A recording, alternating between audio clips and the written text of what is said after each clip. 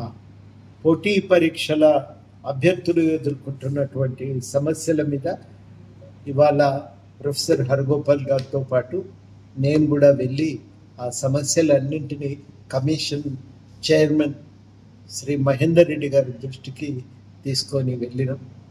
మహేందర్ రెడ్డి గారు అన్ని విషయాలపైన మేము చెప్పిన మాట్లాడినవి చాలా సీరియస్గా విన్నారు. చాలాసేపు ప్రొఫెసర్ హరగోపాల్ గారు విద్యార్థుల్లో ఉన్నటువంటి ఆవేదన ఆందోళన గురించి వివరించారు. పోస్టులు మళ్ళీ వస్తాయో రావో అనే భయం ఒకవైపు, తర్వాతనేమో ఇప్పుడు ఉన్న పరిస్థితుల్లో తమ పరీక్ష రాయటానికి ఎదుర్కొంటున్న ఇబ్బందుల గురించి వివరించి మరి సమస్యలకు పరిష్కారం అడిగారు. గ్రూప్ 1లో కొంత సంఖ్య పెంచటం, నిష్పత్తిని 1:100 పిల్లలు అడుగుతున్న విషయాన్ని చైర్మన్ గారికి వివరించారు. 1:100 ఇవ్వటానికి అవకాశాలను పరిశీలించాలని కూడా గట్టిగా కోరిండ్రు. వారితో పాటు నేను కూడా ఈ విషయాలపై మాట్లాడినా.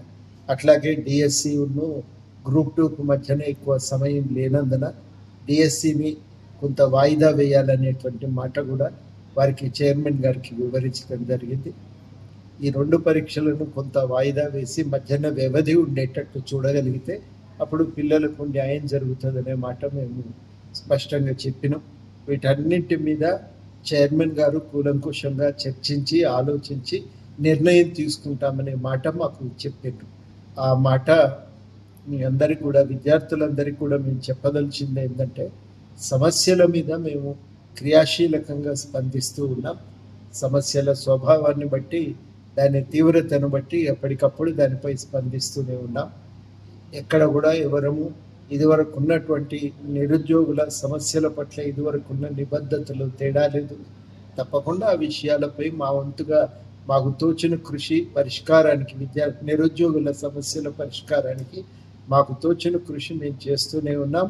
తప్పకుండా మా వంతుగా మా బాధ్యతను నిర్వర్తిస్తామని కూడా ఈ సందర్భంగా హామీ ఇస్తున్నాం.